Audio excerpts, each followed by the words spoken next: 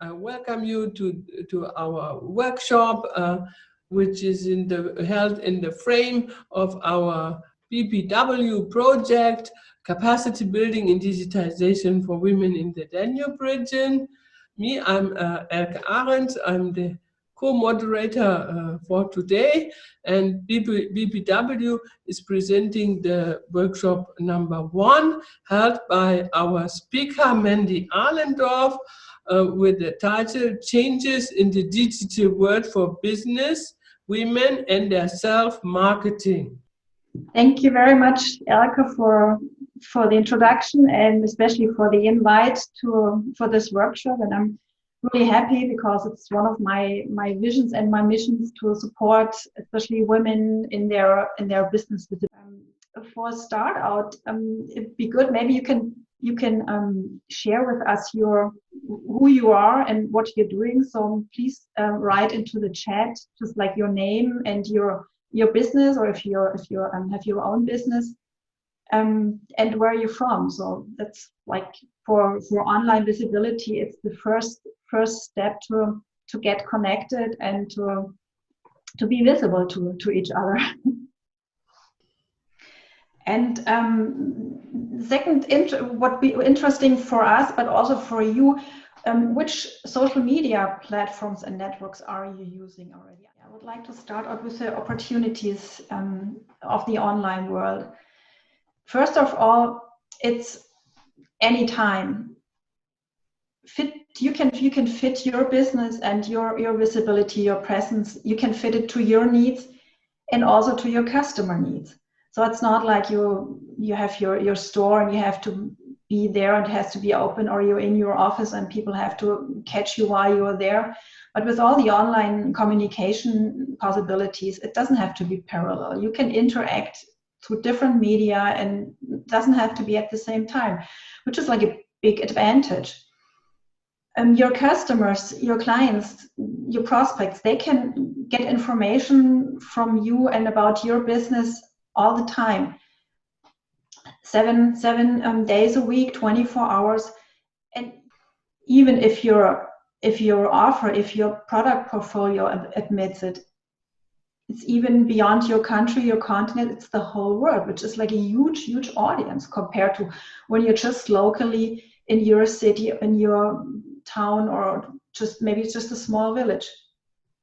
This gives your customers the opportunity to meet you, but stay at their place. I mean, they don't have to find you. They don't have to travel. Makes it much easier and gives many more opportunities to meet each other. It's another opportunity is the variety.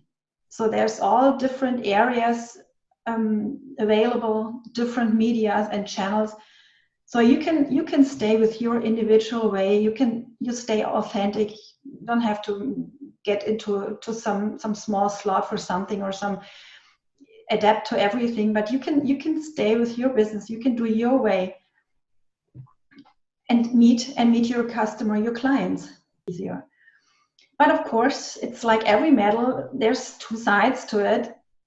So there's the challenge to find your clients. So it's like if you take the whole world, it's like a haystack, on the saying. I mean, find the needle in the haystack. So that's the art to get together and find your clients, and that's one part that I want to talk about today.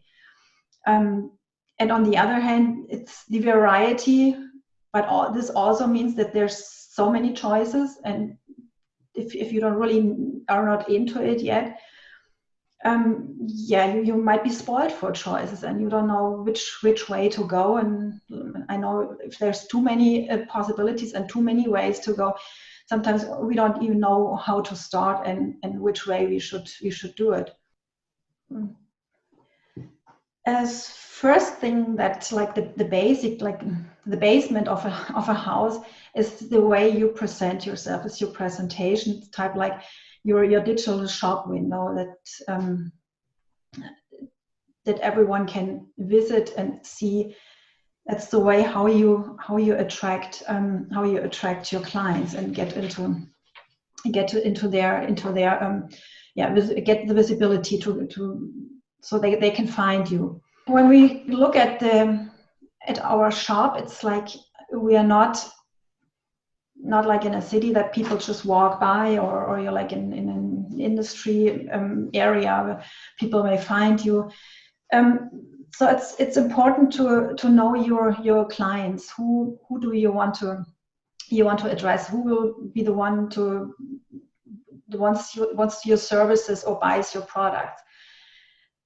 So it's good to have your to set up your desired customer profile. It means like it's okay to have the big you have so many customers, but if you want to address them, you have to get specific in order to get their attention. Because if you just offer all, I mean, maybe you know websites and they just kind of offer everything and you don't even know what they have. So it's good to get specific and rather go into a niche and have you really talk about what you're doing, then just be afraid to maybe lose one customer and then just don't really get to the point, and then you don't even get anyone because they just don't know what you're offering. So it's good to have your customer and have it always in mind whenever you write something or you go into public. Have in mind your client really as a person. I mean, give her or him a name. Is it a her or him? What age do they have?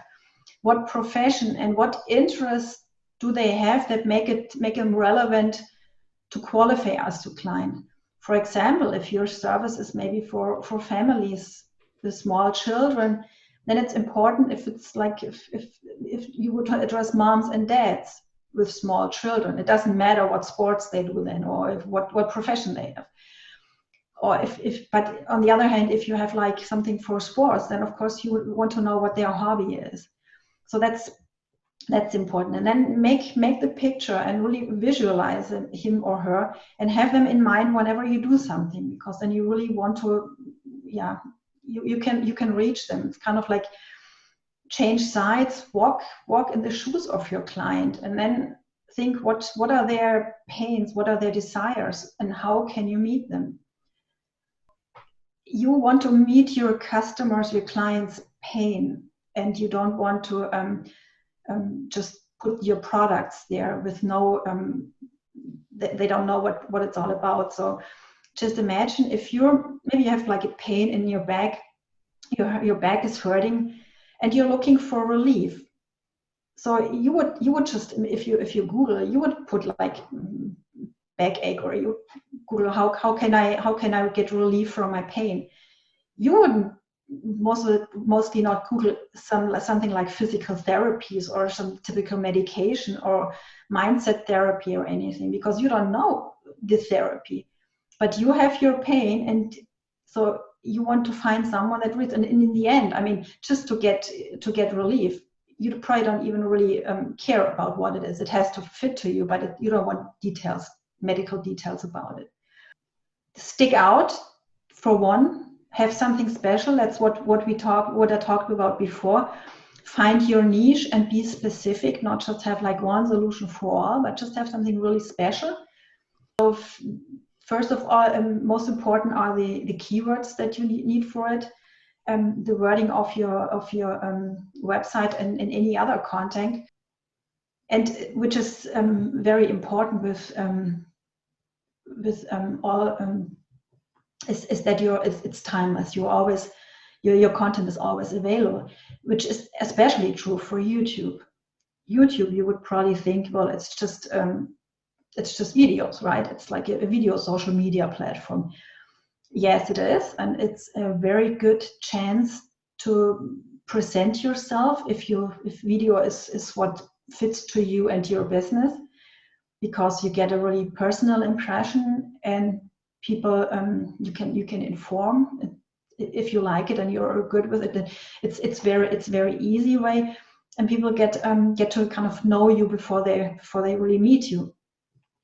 But Google is also, and especially it's a search engine, and it belongs to Google. So even if you have videos which are like a few years old and people search for those keywords, it will come up. So you're present there and all the information is always there, like compared to maybe some social media like Twitter or Instagram, which are kind of like going fast, and even especially with the stories, they are gone within short time. With YouTube, you stay there, and Google always puts it up whenever you look for something. You know, there's always this video results there, like very, very upfront. Another search engine that is not that popular, but it's very growing. It's coming. Is Pinterest. It's kind of similar. It's not videos, but it's pictures, images, and information. And this is really like a shop window that you set up, and so you don't. It's not like something you have to post daily. You can plan it, and it's really like a shop window. Of course, in addition to your website, because people they stay there, they look for things and they get ideas. It's kind of like if they're going to a big store in downtown, and they just kind of walk around, and then they look for ideas. Maybe if they want to refurnish something or do up their homes or cook something or draw, or maybe if they make vision boards and stuff, they get their pictures from Pinterest. And so if you kind of fit into those, you have to see what are the what people are using it. It's mainly consumer still. Let's have a look at what can we do with it. What can we do daily, and what should we do, and what is it about to have our business growing. So it's all about relationship. Business is always between people, between persons, as you have already talked about. What is our client? What people are behind? So it's important to connect, which means we have to find and to build up a personal relationship with our clients. I mean, personal here means, of course, not like you don't have to become best friends, but so we get to know each other. I mean, it's what, like, especially in networks, we kind of know it. So we get a community. What is really like the basis for what's been actually been used for quite a few years is content marketing. Like on the presentation, you see a screenshot by Pampers, and when you look at it, you see it's not. I mean, Pampers is diapers, right? It's actually just for newborn and babies until, I don't know, a few years old. But what Pampers does, they have a whole stories all around it, and it's like a content service they offer for families. It starts with pregnancy and goes up to even older kids and problems for families, whatever is up to. So really setting up a community in order to sustain interest, to create fans, and get very important once you look at your what media you want to use and what platforms. Go step back and think about your clients again. Where are they? Where do they spend their time, their business time, or their free time, depending on your offerings? What do you have? What platforms do they use? Which media do they use? Do they read? So for content and a personal blog, if you want to do it, and if your website allows it, then a personal blog would be good especially for your content marketing. And then there's also a lot of events, like networking events, or even events like trainings where we actually go there to learn something. But most of them are set up in a community, like in a Facebook group, and it's also a good chance to network. So like I'm doing right now, I'm doing a challenge with colleagues that I met in the springtime, some online training. So yeah, that's a lot of working. So it's good to kind of like just step into this world and then find your place and adjust it and kind of go with it, go with the flow, and then see where it brings you. Yeah, thank you very much. So what do you think, that will be my last question to you, Dragica. What do you think can be the way to follow up this workshop? Do you think the ladies may join a Facebook group if we open one? It could be, but considering you mentioned those countries, I think that the English is barrier. Okay. Yeah, thank you very much, Rakita. Now we are almost at the end of our session, but since we have started a little bit later, I would also call our speaker, Mandy Ahlendorf, who is from Munich, and she's running her own business too, and she is in our partner association, which are the web girls. The web girls are actually women who are specialists in IT, in various aspects of IT, and as we could listen now, Mandy is an expert for digital communication, and I would like to give you the floor now to say some words about your own business and maybe also about the web girls, because we are in a partnership together with the web girls in this our project, because with the help of the web girls we can bring in the technical know-how to the Danube region from our side. So, and Mandy. Yeah, thank you, Elke. Yeah, the web girls are originated. It's really just programmers, girls, and kind of like, because it was all male then, and that's why the girls is like web girls with 2R, because they kind of like wanted to show their teeth and kind of like, yeah, we can do the same or even better. And that was really back when technical internet and everything started, and that's why they brought it to Germany. Now we are kind of course, more open, because like everybody has something to do with digital. It's not only only a few that can do it. It's like, yeah, as we talked about today, it's everyone. So we opened it more to other professions, but our network.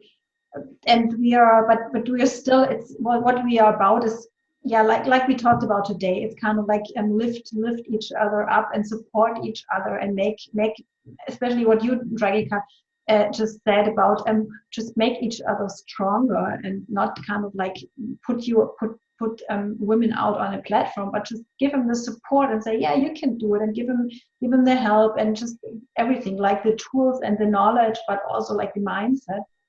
And yeah, and this was especially hard at the beginning of the year, because there were some that were just giving trainings and things, and they were like, really, what can I do? And there were some that said, no, I won't go online. And then, I don't know, 2 weeks later, we give them just some support and help them in tips. And then like 2 or 3 weeks later, they started doing it, and which was a good chance for them also to grow with it and say, yeah, I can do it. And now I don't want to do it something online. Yeah, and then they just gave Zoom presentations, so which is really great. And that's what my background is public relations for companies, industrial companies, IT and electronics, and that's what I'm still doing. But mainly through my work with the web girls, I got into this consulting and business and supporting mentoring. I think it's what I would call it for entrepreneurs and small businesses to get their visibility and get their message out there and their products and everything. be good to maybe start today and start connecting, like we here connect with each other on a platform and start interacting. And maybe tell yourself, well, you want to, I don't know, like five posts every day or something, just with small steps, and it starts growing. And then most important, get started and enjoy, and just do whatever comes easy. Choose fun activities and choose your low-hanging fruit. So don't climb up the whole tree to get to the very top. It's just take whatever is there and feels good, and yeah, and start, and don't wait until something might be perfect. It will never be. just do it, and yeah, have fun. Thank you very much. This is a wonderful closing sentence.